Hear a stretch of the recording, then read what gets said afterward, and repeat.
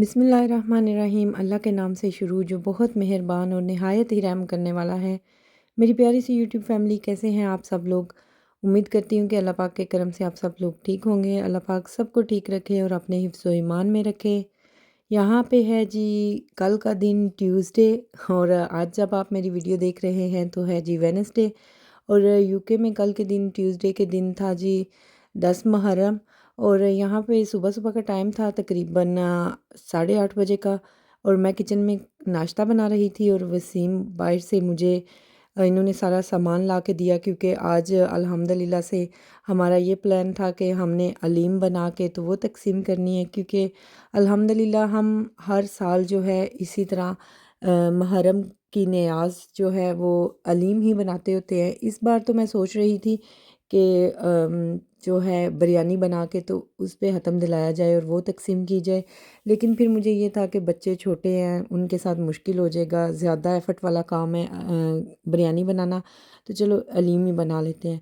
तो बस ये शान वालों के मैंने हलीम के डब्बे मंगवाए, साथ में मीट घर में ही पड़ा हुआ था डीप फ्रोज़ के लिए, वो मैंने निकाल के रख दिया था। 2 मेरे हत्थ आए ते हज़ारों कम आए, ते मैनू अज दा दिन बड़ा ही एफ़र्ट वाला लग रहा आ। लेकिन हिम्मत देने वाली अल्लाह पाक दी ज़ात है। तुसी जदों किसी चीज़ दा इरादा कर लेंदे हो ते अल्लाह पाक फिर आपे ही तुहानू हिम्मत दे देंदा है। हालाँकि इस बार वसीम यही बोल रहे थे कि छोटा-सा हतम दिला लो सिर्फ़ घर में ही, क्योंकि वसीम की भी तबीयत ठीक नहीं थी। जब से वो पाकिस्तान से आए हैं तो बस इसी तरह ही उन्हें बुखार, फ्लू, गला ख़राब, और साथ में ज़ाहिर-सी बात है बच्चों को भी देखना। तो वो यही बोल रहे थे कि मुश्किल हो जाएगा तुम्हारे लिए अकेले मैनेज करना। तो मैंने कहा था नहीं, इंशाल्लाह मैं कर लूँगी। तो यहाँ पे मैंने आमलेट बनाया था अंडे का, क्योंकि एक दिन पहले हम लोग बाहर चले गए थे, तो मैंने रात को जो है वो हांडी नहीं बनाई थी, सालन नहीं था, तो फिर नाश्ते में वसीम ने बोला कि चलो आमलेट बना दो, तो अंडे का आमलेट बनाया था। इनको नाश्ता करवाया, और नाश्ता करने के साथ ही मैं जो हूँ वो मैं शुरू हो गई। मैंने तो अपना नाश्ता भी साइड पे रख दिया। मैंने कहा चलो मैं बाद में कर लूँगी, पहले मैं एक बार हलीम जो है उसको चढ़ा दूँ, ताकि वो पकती रहेगी तो साथ-साथ मैं दूसरे काम करती रहूँगी। तो यहाँ पे बस प्याज जो है उनको मैंने गोल्डन फ्राई किया और मीट को अच्छी तरह से वॉश करके तो इसके अंदर डाल दिया, ताकि ये अच्छी तरह से फ्राई हो जाए। तो यहाँ पे लैम जो है वो अच्छी तरह से फ्राई हो चुका है। ते अज मेरी हांडी नूं पता नहीं की मसला सी, बार-बार स्लिप हो रही सी, कदे ऐ नूं जा रही सी, कदे ऐ नूं जा रही सी। और असल में फ़ोन मैंने अपने एक हाथ में पकड़ा हुआ था और दूसरे हाथ से मैं चम्मच हिला रही थी, तो वो तो फिर यही होना था। ये वाली जो है बड़े वाली आज मैं पतीली यूज़ कर रही थी, तो ये बहुत ज़्यादा स्लिप हो रही थी, पता नहीं क्यों। अच्छा, बहरहाल यहाँ पे जब लैम जो है अच्छी तरह से फ्राई हो गया, तो मैं इसमें शान वालों के ये मसाले डाल रही हूँ। ये जो हलीम के डब्बे हैं शान वालों के, इसी के अंदर से ये पैकेट निकलते हैं। एक पैकेट के अंदर मिक्स दालें होती हैं और एक पैकेट के अंदर जो है वो ये मसाला होता है। तो दालें जो हैं वो मैंने काफ़ी देर से ही भिगो के रख दी थी, तकरीबन 2 घंटे पहले से, ताकि ये पानी में भीगी रहें तो ईज़ी ये जो हैं वो पक जाएँगी। तो बस ये शान वालों के मसाले मैंने इसमें डाले, और इसके अलावा मैंने इसमें कुछ भी ऐड नहीं किया, कुछ भी सिवाय साल्ट के मैंने इसके अंदर कुछ भी ऐड नहीं किया, क्योंकि ऑलरेडी इनके अंदर सारा कुछ होता है। हल्दी, मिर्च, दूसरे मसाले, हर तरह के मसाले जो हैं वो इसके अंदर मौजूद होते हैं। तो फिर कोई पॉइंट नहीं बनता कि एक बार मैं ये वाले मसाले ऐड करूँ, एक बार मैं घर वाले मसाले ऐड करूँ। तो साथ में मैंने इसमें टमाटर भी ऐड कर दिए, ताकि अच्छी तरह से इसको मैं भून सकूँ और इसकी जो स्मेल है वो भी ख़त्म हो जाए। तो यहाँ पे बस मैंने इसमें नमक ऐड किया, साथ में मैंने इसमें लहसुन अदरक का पेस्ट भी ऐड कर दिया, और अच्छी तरह से इसको मैं फ्राई कर रही हूँ। अच्छा, असल लफ़्ज़ जो है वो है लहीम, और चलते फिरते ये हो गया फिर हलीम। लहीम जो है उसके मानी है अरबी में गोश्त को लहीम कहते हैं। तो जो हलीम है वो अल्लाह पाक का नाम है, मुक़द्दस नाम है, इसका मतबादल नेम खिचड़ा भी है। तो बेहतर यही है कि इसे खिचड़ा ही बोला जाए। और खिचड़ा जो है वो चला कैसे, ये रवायत चली कैसे? तो कहा जाता है कि जब करबला में ये वाक़या हो गया, तो यज़ीदी जो हैं वो अपने मक़तूल इन्हें दफ़न करके, और शुहदा की जो मुबारक लाशें हैं इन्हें यूं ही छोड़कर तो चले गए। तो कोई मकाम है, मकाम गादरिया, जो कि करबला के करीब था।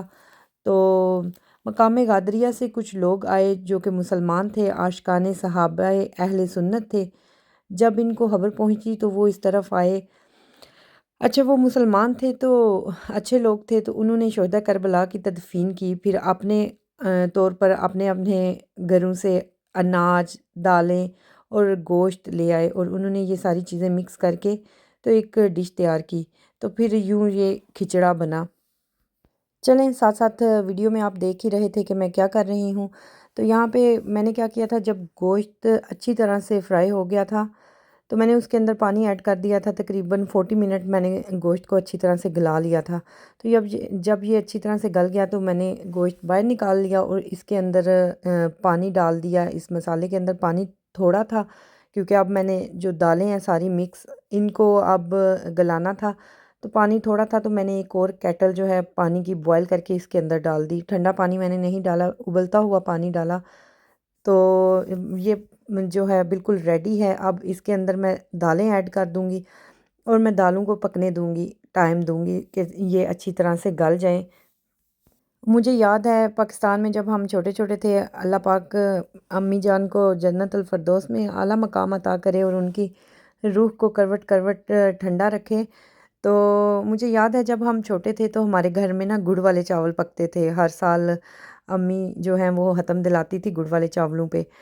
तो मेरा भी बहुत दिल करता है, मेरी अम्मी को पसंद भी बहुत ज़्यादा है कि मैं गुड़ वाले चावल बनाया करूँ। 1-2 बार मैंने ट्राई भी किए पर मेरे से वो सही नहीं बनते। तो मेरी यही कोशिश है कि मैं ये सीखूँ गुड़ वाले चावल, तो दोबारा से बनाऊँ, ट्राई करूँ। कोई भी काम इतना मुश्किल नहीं होता। तो मुझे याद है जब हम छोटे-छोटे थे तो नज़र नेयाज़ होती थी, पूरी गली मोहल्ले में होती थी, सारे घरों में अपने-अपने घरों में होती थी।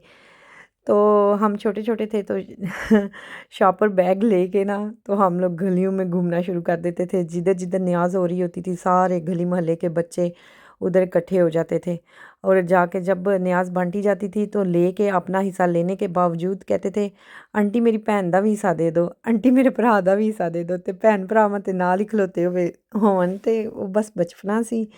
ਐਨੀ ਸਮਝ ਨਹੀਂ ਆਈ ਕਿ ਇਹ ਨਹੀਂ ਪਤਾ ਕਿ ਮਹੱਲੇ ਦੀ ਆਂਟੀ ਹੈ ਤੇ ਉਹਨੂੰ ਨਹੀਂ ਪਤਾ ਭੈਣ ਨਾਲ ਹੀ ਖਲੋਤੀ ਹੈ ਤੇ ਉਹ ਵੀ ਲੈ ਰਹੀ ਹੈ, ਉਹਨੂੰ ਨਹੀਂ ਪਤਾ ਕਿ ਭਰਾ ਵੀ ਨਾਲ ਹੀ ਹੈ ਤੇ ਉਹ ਵੀ ਲੈ ਰਿਹਾ है।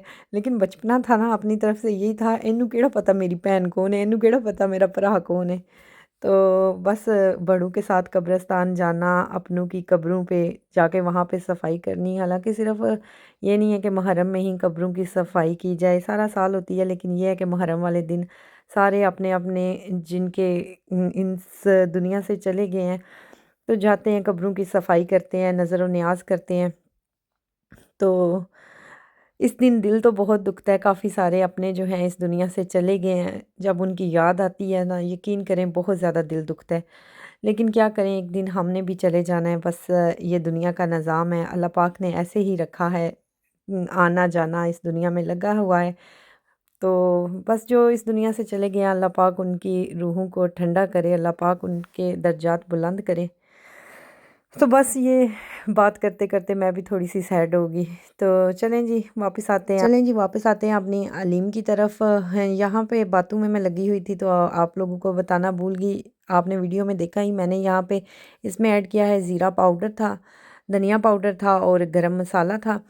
मैंने क्या किया, उनको पहले थोड़ा-सा पानी के अंदर मिक्स करके तो फिर इसके अंदर ऐड किया। वो इसलिए किया क्योंकि मैं अक्सर जब भी दाल बनाऊँ, अलीम बनाऊँ, तो मैं जब इसके अंदर ये मसाले ऐड करती हूँ तो मेरी गुठलियाँ बन जाती हैं मसाले की। पता नहीं क्यों, मैं बहुत कोशिश करती हूँ उसको मिक्स करने की, इतना ज़्यादा मिक्स करने की, लेकिन वो गुठलियाँ जो हैं वो ख़त्म नहीं होती।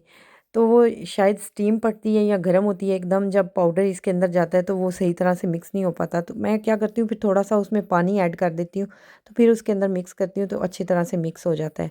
तो यहाँ पे वसीम भी आ गए थे मेरी हेल्प करने के लिए। ख़ैर हेल्प तो उन्होंने सारा दिन ही की। तो अब यहाँ पे पैकिंग करनी थी तो वसीम ने ही सारी पैकिंग की। मैं फिर बच्चों को साथ रेडी कर रही थी क्योंकि बाहर जाना था, सबके घरों में तकसीम करनी थी। तो यहाँ पे बस वसीम ने अलीम जो है वो बॉक्सेस के अंदर डाली, साथ में नान ले आए थे।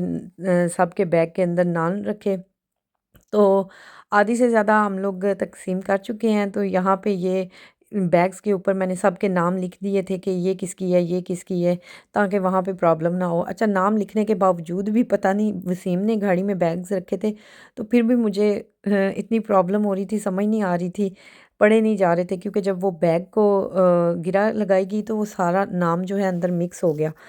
तो मैंने इन्हें कहा भी था कि आप जिनके पहले देनी है उनकी आगे रखना, बाकियों के पीछे रख के भी दी थी सेटिंग करके, लेकिन पता नहीं फिर भी वो ऐसे हो गया, नाम लिखने के बावजूद भी इतना टाइम लगा देखने में।